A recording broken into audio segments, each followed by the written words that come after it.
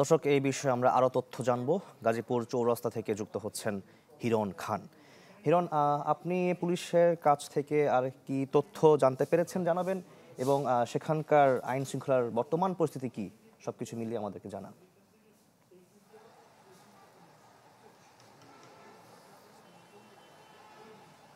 শাকিল, দেখুন, এখন পর্যন্ত আমরা যে তথ্যটি পেয়েছি পুলিশ থেকে আমাদেরকে জানানো হয়েছে, কালকে রাত থেকেই আসলে এই যারা সন্ত্রাসী গোষ্ঠী তাদেরকে ধরতে অভিযান পরিচালনা করছে পুলিশ, এমনটি কিন্তু আমাদেরকে জানিয়েছেন। আমি যে জায়গাটিতে দাঁড়িয়ে আছি সেই জায়গাটিতেই মূলত সাংবাদিক তুহিনের উপর আক্রমণ করা হয়েছিল, এবং দেখতে পাচ্ছেন সেই জায়গাটি আইন শৃঙ্খলা বাহিনীর সদস্যরা পুরো জায়গাটি ঘিরে রেখেছে, ক্রাইম সিন হিসাবে তারা ঘিরে রেখেছে। এবং একটা বিষয় একটু দেখাতে চাই আমি, সেটি হচ্ছে যে জায়গাটি আপনি দেখছেন তার থেকে বেশ খানিকটা দূরে, অর্থাৎ ৩০০ গজের মতন দূরে কিন্তু আসলে প্রথমে সন্ত্রাসীরা একটি কর্মকাণ্ড ঘটায় এবং একজনকে কুপিয়ে জখম করে, এবং তারপরে সেই কুপিয়ে জখম করা ভিডিও যখন তিনি ধারণ করতে যান তখন আসলে সেই প্রায় ৩০০ গজ দূর থেকে তাকে ধাওয়া করা হয় এবং ধাওয়া করে এই জায়গাটিতে নিয়ে আসা হয়, এবং এই জায়গাটিতে এনেই তাকে হত্যা করা হয়। এমন প্রত্যক্ষদর্শীদের বয়ানে কিন্তু আমরা এখন পর্যন্ত এই বিষয়টি এখন পর্যন্ত জানতে পেরেছি। এবং এই জায়গায় যারা সাধারণ মানুষ আছেন,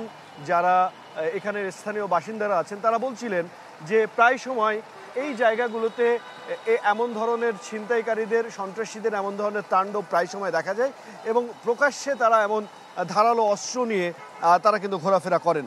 এবং এই জায়গার মানুষরা কিন্তু এখন এই ঘটনার পরে আসলে আতঙ্কিত হয়ে পড়েছেন, এবং তারা বলছেন যে এই চৌরাস্তার যেই পুলিশ চেকপোস্টটি রয়েছে এবং পুলিশের যে স্থানটি রয়েছে, এখানে যারা পুলিশ সদস্যরা রয়েছেন তারা অধিকাংশ সময় নির্বাক অবস্থায় থাকেন।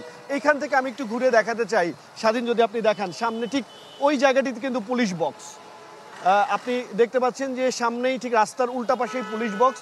এই জায়গাটিতে প্রায় 15 মিনিটের মতন যে তাণ্ডব লীলা চালিয়েছে গতকাল রাতে সন্ত্রাসীরা, ধারালো অস্ত্র নিয়ে প্রকাশ্য দিবালোকে একজনকে জখম এবং একজনকে কুপিয়ে হত্যা করেছে। সেই 15 মিনিটে কিন্তু ওইখান থেকে একজন পুলিশও এই জায়গাটিতে এসে এই তাদেরকে রেস্কিউ করার চেষ্টা করেননি। এবং এখানে যারা সাধারণ মানুষরা রয়েছেন, প্রায় এখন দেখতে পাচ্ছেন সকালবেলা, তারপরেও অনেক মানুষ, ওই সন্ধ্যার সময় অনেক মানুষ ছিল, তারাও কিন্তু আসলে কেউ এগিয়ে আসেননি। তারা বলছিলেন যে তাদের হাতে যে ধারালো অস্ত্র, সেই অস্ত্র দিয়ে অনেকে চেষ্টা করছিলেন এগিয়ে আসতে, কিন্তু অস্ত্র দিয়ে তাদেরকে হত্যার চেষ্টা করেছিল, যার কারণে তারা সামনের দিকে এগিয়ে আসেননি। এবং আর কিছুক্ষণের মধ্যে হয়তোবা পুলিশের পক্ষ থেকে একটি সংবাদ সম্মেলন করা হবে, এমন তথ্য কিন্তু আমরা বিভিন্ন মাধ্যম থেকে পাচ্ছি, তবে এখনো পর্যন্ত পুলিশ থেকে এখনো কোনো তথ্য আমাদেরকে দেওয়া হয়নি। এই ছিল এখান থেকে সর্বশেষ।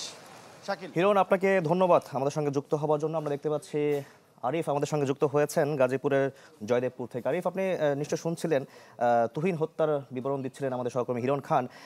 আরেকটি হত্যাকাণ্ড, আহত হয়েছে একজন সাংবাদিক, গাজীপুরের সদরে গেল বুধবার সন্ত্রাসী হামলা শিকার হয়েছেন সেই আনোয়ার হোসেন সৌরভ, যিনি সাংবাদিক। তার বর্তমান অবস্থা এখন কেমন আপনি জানতে পেরেছেন কিনা, সবকিছু মিলে আমাদেরকে জানাবেন। বাংলাদেশের শক্তিশালী থার্মিক স্টিল বার ফেমাস স্টিল লিমিটেড। আসলে আনোয়ারকে যেখানে আহত করা হয়েছে ঠিক সেই জায়গাটিতে আমি দাঁড়িয়ে আছি, সেটি এখান থেকে 20 গজ দূরে সদর থানার পাশে, অর্থাৎ রেললাইনের পাশ দিয়ে যে রাস্তাটি গেছে, এখানেই মূলত সাংবাদিক যে আনোয়ার, অর্থাৎ একটি সংবাদ মাধ্যমে তিনি কাজ করেন, তাকে এই ঠিক আমার পিছনে যে রাস্তাটি দেখতে পাচ্ছেন পিওর হসপিটালের সামনে থেকে মূলত তার উপরে আক্রমণ করা হয়, এবং পুরো রাস্তাটি দিয়ে থেতরিয়ে তাকে একটি অনেক দূরের একটি গোপন জায়গায় তাকে নিয়ে যাওয়ার চেষ্টা করা হয়। এবং চেষ্টা করার পরে এখন পর্যন্ত আমরা তার সবশেষ যে তথ্যটি আমরা জানতে পেরেছি, তিনি গাজীপুরের যে হসপিটালে তাকে প্রাথমিকভাবে চিকিৎসা দেওয়ার জন্য সাথে সাথে তাকে যে হাসপাতালে নেওয়া হয়েছে, সেখান থেকে তাকে অন্য একটি হসপিটালে নিয়ে যাওয়া হয়েছে। আমরা তার মায়ের সাথে কথা বলেছি এবং তার খুব কাছের লোকজনের সাথে কথা বলেছি। তারা বলছেন যে এই ঘটনার পর থেকে আনোয়ারের পরিবার, অর্থাৎ যে সাংবাদিক, সেই সাংবাদিক আনোয়ারের পরিবার অনেকটা আতঙ্কে আছে। তাদের উপরে যে কোনো সময় আবারও তারা হামলার শিকার হতে পারে, এজন্য কিন্তু ওই হাসপাতাল থেকে তাকে এখন অন্য একটি হসপিটালে নিয়ে যাওয়া হয়েছে, যে হসপিটালের ঠিকানাটি তারা আসলে দিতে চান না। এবং সব মিলিয়ে এখানকার যারা রয়েছে স্থানীয় মানুষ, তারাও কিন্তু যে 6 তারিখে যে ঘটনা, সাংবাদিক আনোয়ারের উপরে হামলা এবং তাকে প্রকাশ্যে তার উপরে হামলা এবং পাশে পুলিশ দাঁড়ানো, এবং ঠিক প্রায় 20 থেকে 30 গজ দূরে থানার পাশেই এমন একটি মর্মান্তিক ঘটনা। এখানকার মানুষ আতঙ্কে রয়েছেন এবং কিছুক্ষণ পরে আমরা হয়তো পুলিশের সাথে কথা বলবো, এখানকার স্থানীয় মানুষজনের সাথে আরও কথা বলবো এবং চেষ্টা করব আনোয়ারের সাথেও কথা বলা, তখন নতুন করে তথ্য দেওয়া যাবে যে আসলে সেদিন কি ঘটেছিল বা এর পিছনে ঘটনার পিছনে কোনো ঘটনা আছে কিনা। আরিফ, আপনাকেও ধন্যবাদ আমাদের সঙ্গে যুক্ত হবার জন্য। দর্শক, গাজীপুর থেকে যুক্ত হয়েছিলেন আমাদের সহকর্মীরা।